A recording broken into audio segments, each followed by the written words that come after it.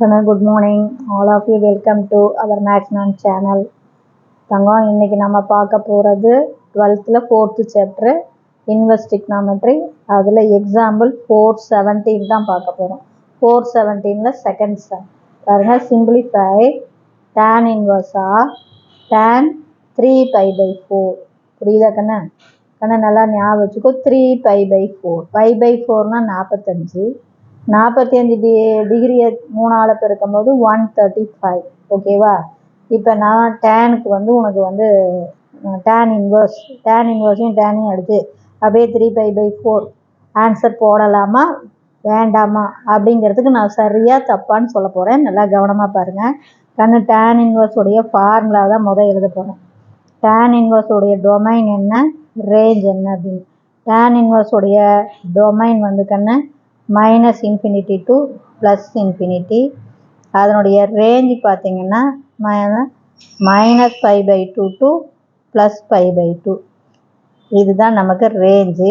இப்போ டேன் இன்வர்ஸும் டேனையும் அடிச்சின்னா உனக்கு 3 by by 4ன்னு வரும்.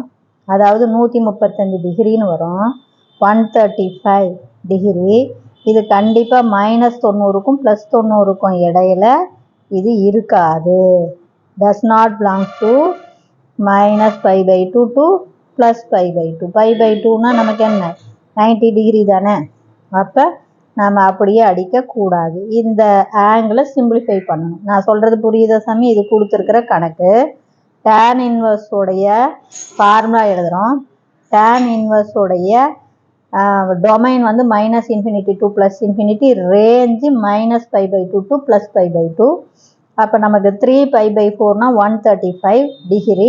அது மைனஸ் 90 டிகிரிக்கும் ப்ளஸ் 90 டிகிரிக்கும் இடையில இருக்காது தங்கம். இப்போ இதை கொஞ்சம் நம்ம சிம்பிளிஃபை பண்ணலாம். இதை எப்படி பண்ணலாம் அப்படின்னா பாரு சாமி, டேன் இன்வர்ஸ்குள்ளே உனக்கு தெரிஞ்சதாக தங்கம் ஒன்றுமே கிடையாது. ரொம்ப ஈஸியாக படிச்சுக்கலாம். டேனு இந்த 3 pi by 4-ஐ பை மைனஸ் பை பை 4 அப்படின்னு எழுதலாம். இது புரியுதா தங்கம்? Pi minus pi by 4. நல்லா பார்த்துக்கோ. அப்போ இப்போ நமக்கு இப்போ பார்த்தீங்கன்னா பை மைனஸ் பை பை 4. இப்போ பார், 4 பையில் ஒரு பை போச்சுன்னா 3 பை எழுதலாமா? அல்லது இல்லை இது எனக்கு புரியல அப்படின்னா இப்படி கூட எழுதிக்கலாம். நீ டேன் இன்வர்ஸ்குள்ளே பார்த்து சாமி, டேனுக்குள்ளே என்னென்னு எழுதலாம்? 180 மைனஸ் 45 இப்படின்னு எழுதிக்கலாம். புரியுதா? பாரு, 180லேருந்து 45 135. ஒன்று இப்படி எழுது, இல்லைன்னா இப்படி எழுது. எப்படி நீ எழுதுனாலும் இப்போ நல்லா கவனமாக பாரு. இது ஆல் ஸ்டூடெண்ட் டேக் சாக்லேட். இதுவரையும் நமக்கு பை 180. 180லேருந்து கூட்டுனா தான் தேர்டு, கழிக்கும் போது செகண்ட் வந்துடும். அப்போ செகண்ட் குவாட்ரண்ட்டில் டேனுடைய இது மைனஸ். அப்போ பார்த்துக்கோ. அப்போ டேன் இன்வர்ஸ்குள்ள மைனஸ் கண்ணு இந்த டேன் 180 மைனஸோட சேரும்போது மாறாது. அப்படியே டேன் 45 டிகிரி தான். நான் சொல்கிறது புரிஞ்சுதா சாமி?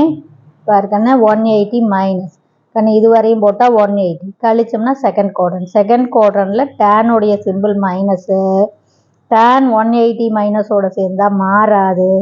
அது டேனாக தான் இருக்கும். அப்போ டேனு 45. அப்போ இப்போ மைனஸை உள்ளே கொண்டு போயிடும். ஏன்னா டேன் அப்படிங்கிறது நமக்கு என்ன ஃபங்க்ஷன்? ஆடு ஃபங்க்ஷன். அப்போ டேன் இன்வர்ஸ்குள்ளே டேனுக்குள்ளே என்ன வரும்?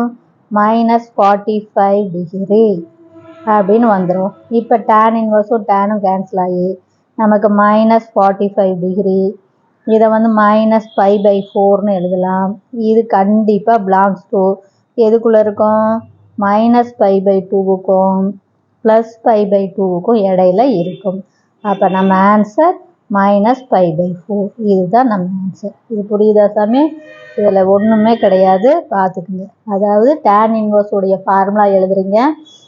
Domain minus infinity to plus infinity, range minus pi by 2 to plus pi by 2. இந்த ஆங்கிள் 135. இது கண்டிப்பாக மைனஸ் 90க்கும் ப்ளஸ் 90க்கும் இடையில இருக்காது.